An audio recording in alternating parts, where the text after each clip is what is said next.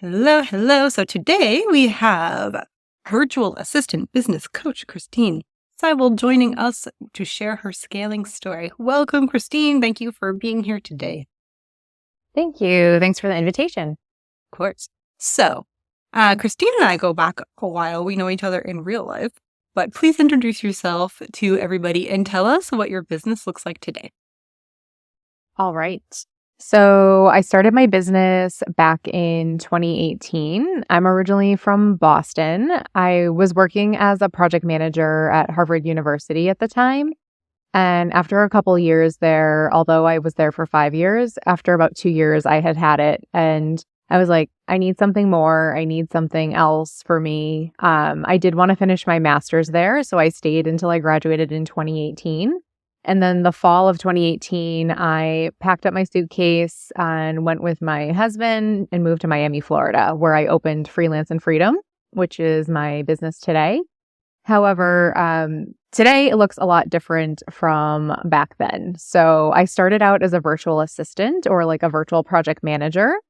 Learned many, many lessons along the way, including the fact that I thought that I just wanted freedom, the freedom to travel, the freedom to, just have flexibility of time, be with my family. But as I was like standing in the streets of Panama, I had this like big assumption or realization, I guess, that being a virtual assistant wasn't for me. I just felt like my skills were better used elsewhere. And while I liked helping women or my clients, I just felt like I was meant to do more for me. So I got certified as a life business coach and quickly transitioned. I was doing part VA work, part coaching work, created my own coaching program to help women start their own businesses. And today I have a virtual assistant academy online. I do one-on-one coaching and helping women in a couple different programs start their own businesses and some mindset coaching as well. So many parts. I'm also an author. Sometimes I focus on setting boundaries, which is like a huge theme when you start your own business and coming up. And so I have a book sharing my life and my lack of boundaries as I grew up and became an adult. What's the title of this book? Blondie Without Borders. And it's very good. I have read it. I'm not just saying that because I know you. It was a very, Miss Christine has gone on a lot of adventures and done lots of things, had lots of experiences in life. So this journey is, I want to break it down a little bit. Because you have started as a VA and now you're coaching and author and doing all sorts of things. So let's back up. And you said that you had realized one day, like, oh, you know what? Like, this isn't my path. Maybe I don't want to actually be a VA. So I would love to know how you got from this thought of, this isn't exactly what I'm meant to do into I want to coach. So a lot of doubt came in my mind, of course, because I had never really coached before. I always kind of consider myself a leader, but the thought, I just knew I didn't want to be a VA. So that was the first thing that became clear. And then I thought, well, how do I want to help people or help women? And so I thought, well, I thought by sharing my story that other women could identify with me. And I focused on the freedom. So my business name never changed. So I first had freedom through being a virtual assistant, but then I realized, well, I can have freedom really working anyway, virtually online and helping other women get that freedom. So that was when it took a lot of meditation, a lot of self-discovery, journaling, and figuring out what that looked like. But I realized I definitely had fear because I was around Andrea and I met in a women's community, and there was a lot of coaches in there and kind of like spiritual gurus and just different kind of leading and coaching. And I had imposter syndrome big time of like, well, I could never be like them, or I could never help someone like she's helping this person. But slowly but surely, with a lot of affirmations, I started to believe in myself And when I finally started working with women and I saw the results they were getting and saw that I really was helping them, I'm like, I'm helping them make their dreams come true. That really was like an aha moment that I could do it and kind of gave me the confidence to just keep going.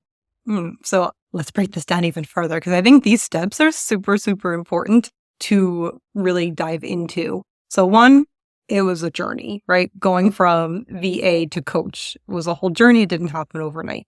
Two, it sounds like you had tools that really helped you to step into that role and overcome the imposter syndrome. So you mentioned meditation, affirmations. So what were the tools that you specifically worked on, and what did you use to overcome the imposter syndrome that you were feeling? So I just took more time to get to know myself, because when you leave the corporate world, we are often trained, our brains are trained to just, do what the manager says. And then you become an entrepreneur and you're like, I have all this free time. And I was first working 24/7 with all the VA clients. Like, I didn't know how many were my limit, which is, I think, a common thing that happens when you first start. So I had like 10 at one point, and I was like going insane, Yeah. And it was also just that fear of failure, like not wanting to fail, my first couple years in business, and just like doing all I could to replace my income. So there was like realizing the fact that I needed to set boundaries with my time. I became very unhealthy since I was working so many hours. I wasn't cooking, so I was just like ordering out,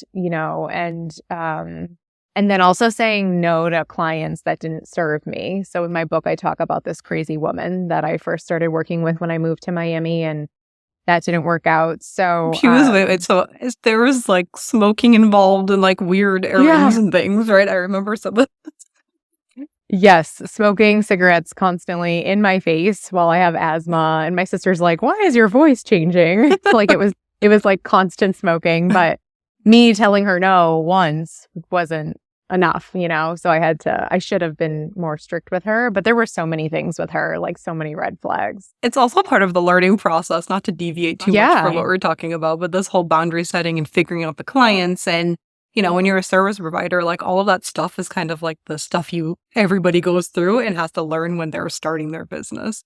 So this is a very common journey. So transitioning from that into out of that. Sorry, continue. That's okay. So, I think I rarely deal with imposter syndrome these days, and I think it's because of the confidence I've built in myself. So then we unpack that. So how do we get the confidence? Yeah. So I actually made a video on this morning, and I was talking about depending on ourselves. So consistency and just the idea that you're not going to give up on yourself and you're going to figure it out no matter what leads you to reaching your goals, or at least partially reaching your goals step by step, right? If you don't give up and you're like, I'm just going to figure this out or do it a different way until I do, that will create confidence in ourselves and belief in ourselves and then once we keep doing that, we see things are happening, then it's easier to believe and have confidence in ourselves, which then will build this foundation for not having imposter syndrome. So I've never been like a jealous person, so I don't look at people and I'm like, oh, I wish I was like her. But I'm just like, oh, how cool. It's all in perspective. It's like how cool it is that she like is a fitness influencer that has this skin problem, but like is using it to create a platform and help other women, So it's all how you look at your situation and combining that with the belief in yourself to overcome that imposter syndrome. Yeah. So like this self-trust and really building the muscle, right? So it's really a practice, like anything else in life. People say, oh, I'm not good at this, but like it's really just a practice and a learned thing. So, and I love that you said that it was the determination for you, that you were just like, I'm doing this. I'm going to figure it out. And like, I'm just going to keep going and not give up. And you just did it. And you just kept going and didn't give up. I think following that little voice in your stomach, like even during the pandemic, I panicked because I was like, I need income coming in, and I had lost a couple clients, and I was even looking at the University of Miami's website to see if I could like go and be a manager there, like I was at Harvard. And I could not get myself to press the button to apply. And I was just like, my freedom, which was my why, was way more important than applying for another 9-to-5 job. I'm like, I will figure it out and I will make it work. And so I think carrying that attitude and that belief throughout, no matter what I do. And then after time, like it's been 5 years, I have a record now. So I can look back and be like, well, that always worked out. It's always worked out. Right. And I believe because it is my path and it's meant to be. And so I know that it will eventually work out, even if it's not how I imagined it should. Yeah. The intuition is so important. And actually, like the first step is noticing, right? Is like, oh, I'm feeling this, and actually like realizing that there's things happening in your body. And so paying attention to, okay, this is happening in my body.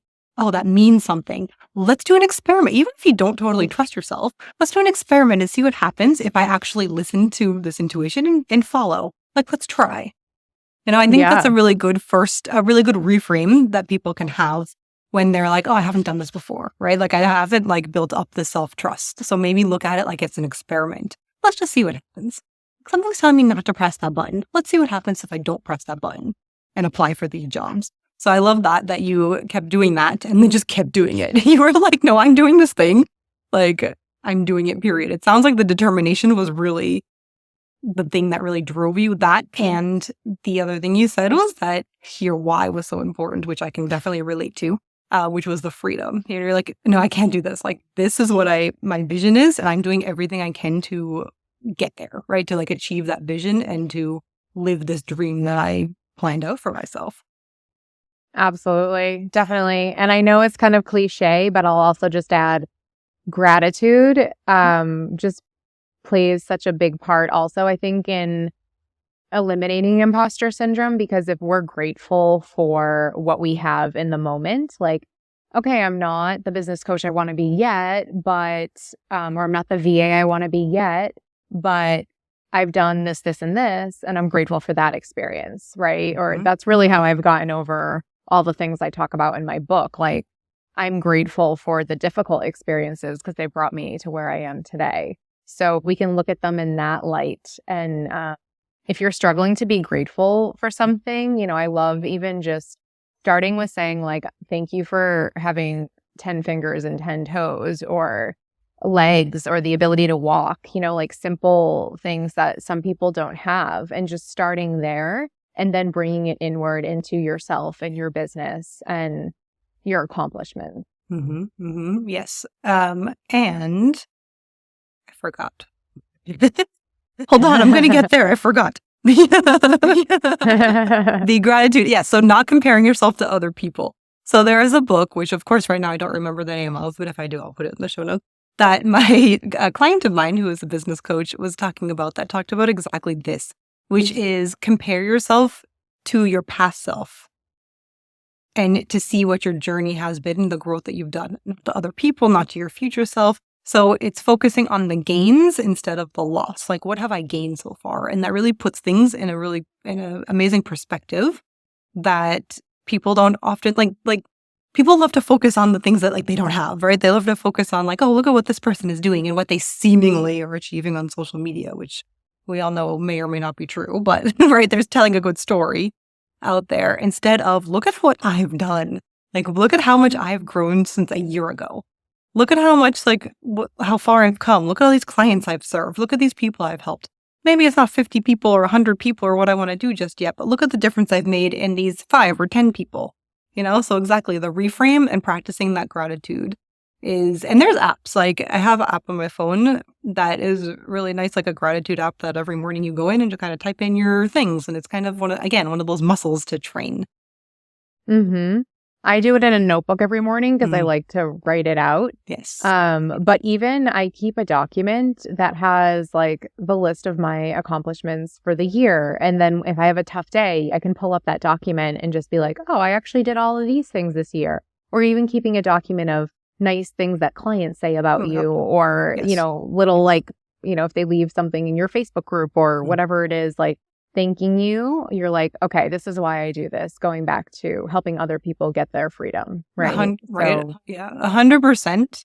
Yes. And I highly recommend for anybody, anytime any client, anybody says something nice or write something, take a screenshot and save it. Because not only is it good for marketing, it's also good to go back Yeah. to when you're feeling like, oh, I don't know why I'm doing this, right? It's a good reminder. I want to talk about your membership. So in your coaching, your method of delivery is having a membership. And I would love to hear about why you chose a membership as opposed to any other method of delivering, coaching delivery. Yeah. And I'll be completely honest. So I have the Virtual Freedom Academy. So anyone who's looking to become a new virtual assistant or even refresh, touch up on their skills, it's a monthly membership. It's $27 a month. And why I was attracted to this model is because before the membership, I was doing one-on-one coaching, but charging $2,000 or $3,000 per client. And, it was an 8-week, 9-week program. And every time I sold it, even though in today's day and age, that's really not that much money. There's programs for 10, 20, thousands of dollars, yeah. 50. Yeah.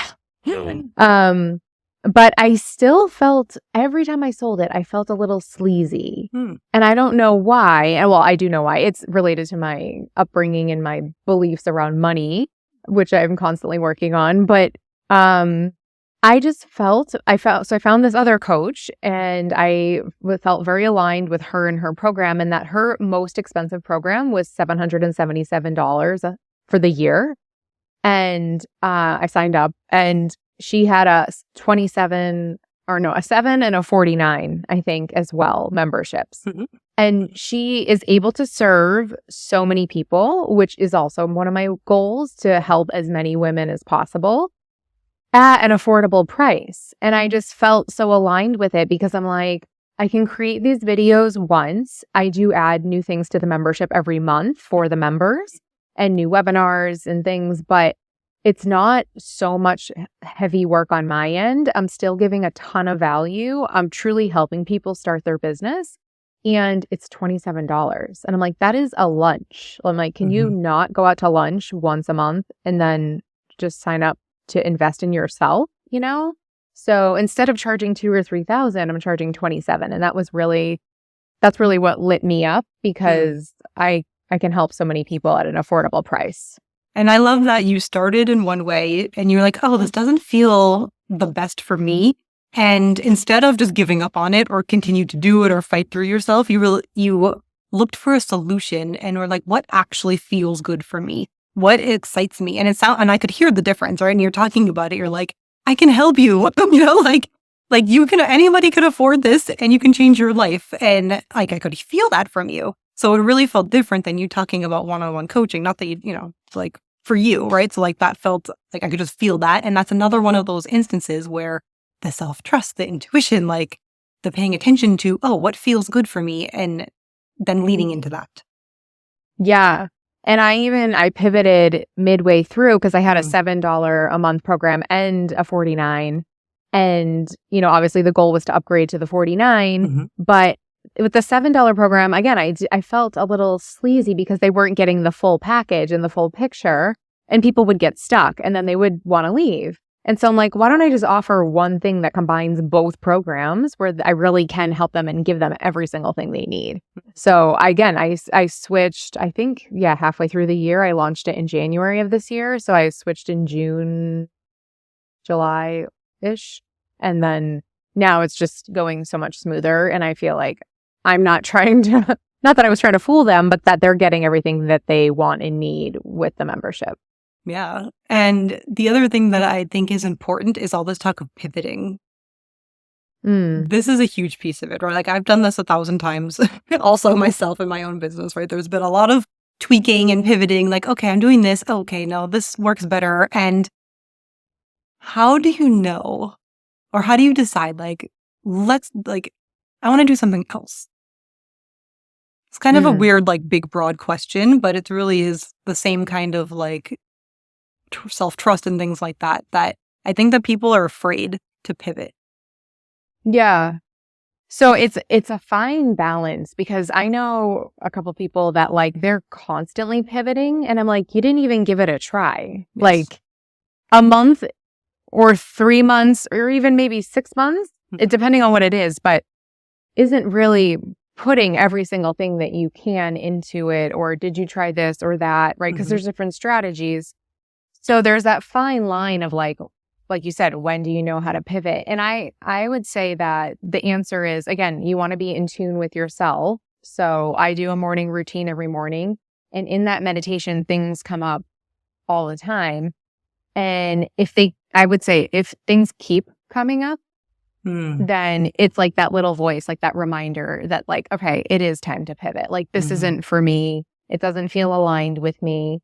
Like now is okay. But you also want to just check and ask yourself, like, do I just want to pivot because it's uncomfortable and I'm not getting clients, or it's not working, or have I really done everything and maybe this isn't the right option for me? So you just have to be careful with that and not, because you don't want to constantly have to be creating things and changing, the sales page. And it's a lot of work to be constantly pivoting. Yes.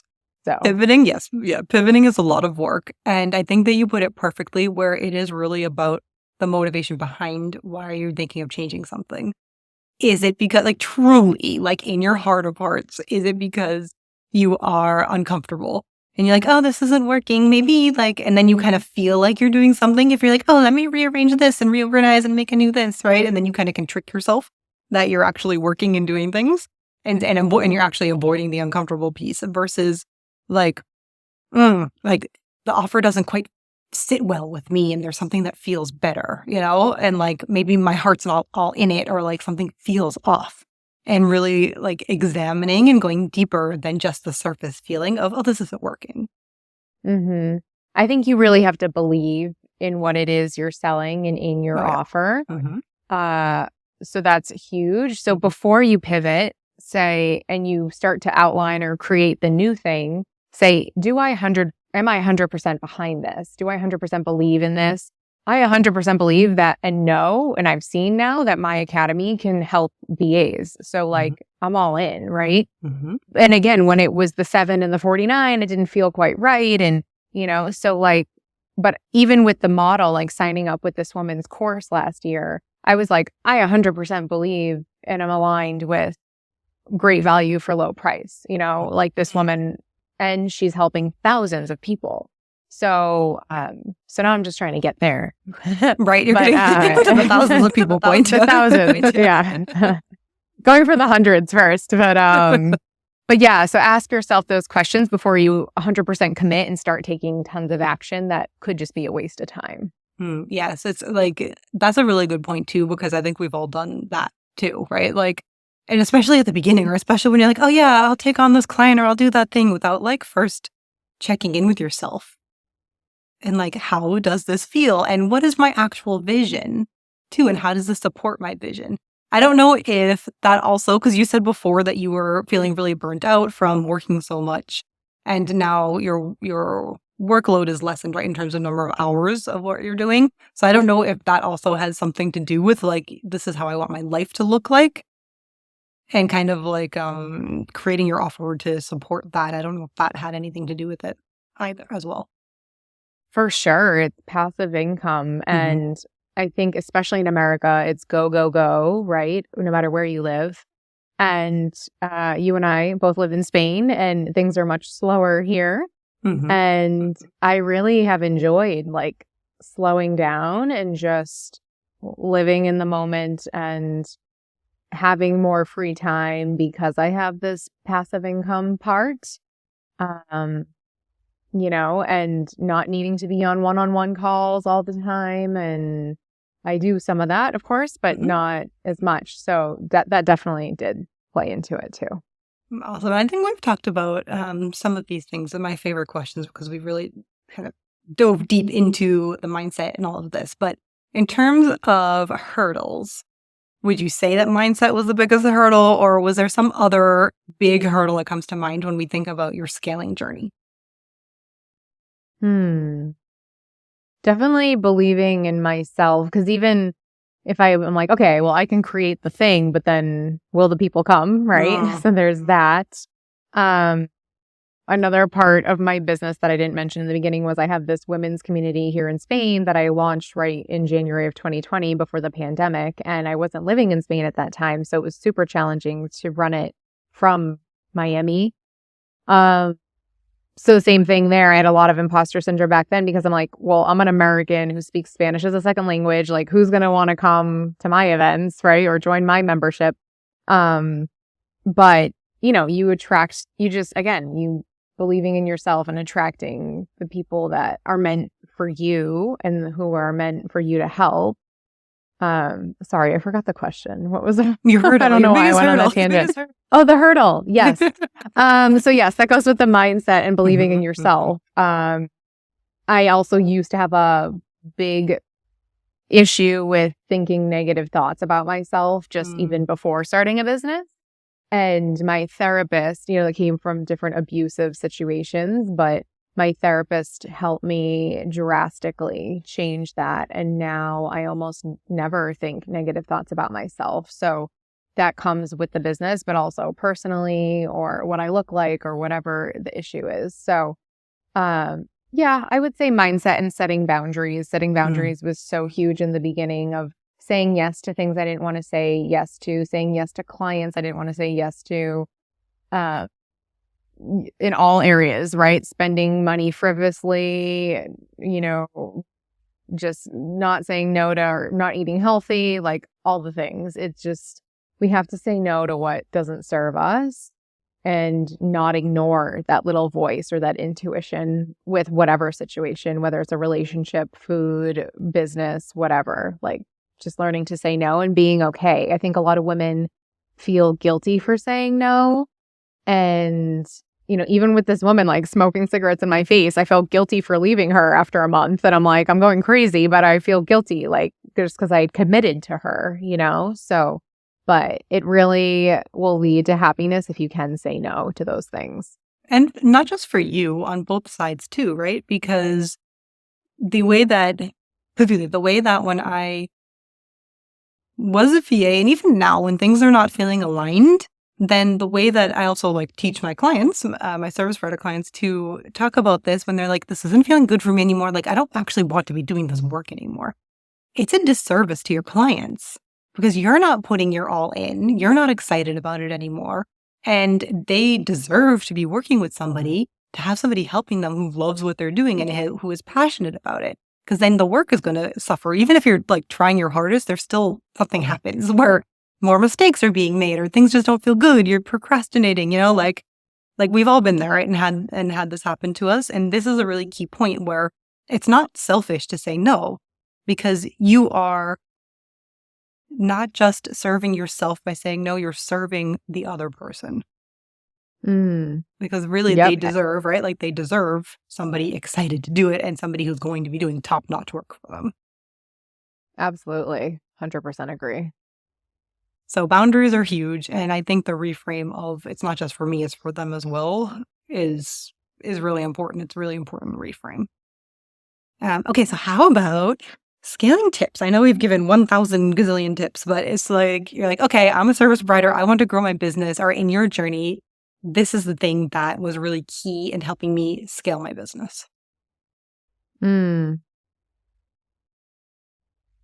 Consistency in whatever form of marketing you choose. Consistency is the key. So whether it's making videos, creating posts, being on all the things, all the platforms, choose obviously the one where your ideal client hangs out most. But I just started posting on TikTok again. But again, I see how you can grow quickly on there, but also that I am helping. I have 2 pages, one for VAs and one for boundaries. And that people really are getting help from this information. So I'm like, okay, I want to do it, So I'm like, just do it. But being consistent. Because if you show up one day and then you disappear, first of all, people are going to think how you do one thing is how you do everything. So maybe that's how you work in your business too, which isn't a good look, right? So being consistent on all the things. I have been trying to figure out these Facebook ads for the last year, on and off, because it gets expensive, of course. So not being afraid to invest in yourself or your business. I've had to hire outside help because they're not my strong point and I don't know all the things, and Facebook changes things every day. So it's okay to ask for help, right? I think always having a coach or a mentor or someone that you can grow with is super key and important as well. So yeah, you only grow as far as your business grows, right? No, sorry, your business only grows as far as you grow. So if you aren't constantly learning, then your business will get stuck and will stop scaling and growing. I love that. Super important. Yeah, because that's true both interpersonally or like, well, or personally or internally, like with the internal work and with the learning of the skills and the things and all the external things as well, right? Like, yeah, they go together. Yeah, and we constantly have to be growing and learning, and that's why I love this. I think this is similar to for you, right? Like because I love the work and like the growing and on all of that. It's hard, but it's so good. It's such a journey. So and then when you look back, you're like you said, like, wow, I've grown so much in a year, or because of these circumstances, or what I've learned, or so. Always be reading, always be growing, always have a coach or a mentor, so that your business keeps growing. Amazing. Yes. And can I add one more scaling tip? No. Yeah. Please share all the scaling tips. I think when you're ready to scale and hire, which I know is a scary thing, and I know as a VA, I was like, I don't want an agent. I don't want to be an agency. I remember even looking at Andrea and be like, I don't know how she works with those other. She had like a team going. At one point, well, I was like, I don't know how I've lived without my team now. Like, you can't scale and grow your business without a team, especially as a VA, but in most businesses, because you can't do it all. And it gets to the point where you need help. And so now I'm like, I don't know how I used to do all this stuff. Right. Again, I value my time more than paying someone to help me, right? So once you can pay someone, please do it, because your life will become so much easier and you will have more time to work on the business and not in the business. And your business will continue to grow because you can focus on those things to make it grow. Yes. And to add to that, I think it's funny, the mindset shift of like, oh, I don't want to have an agency. And it's kind of like hiring means having an agency.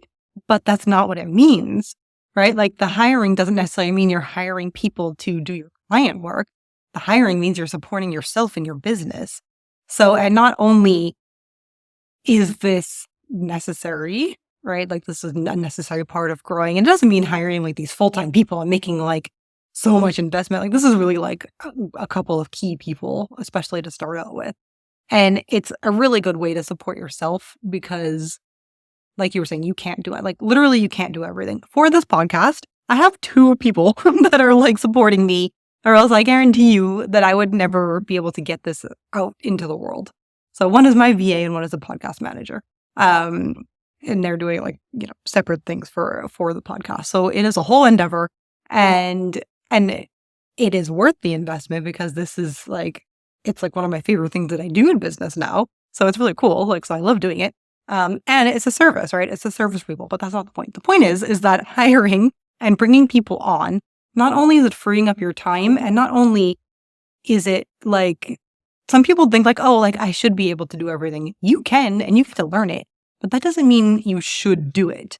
Where you should be focusing, like should, right? If you're like the CEO and like I'm the business owner and really wearing that cap and putting that on and embodying that is, I need to be focused on serving my clients and being visible and spreading my message to as many people as possible because I want to help as many people as possible. And that's it.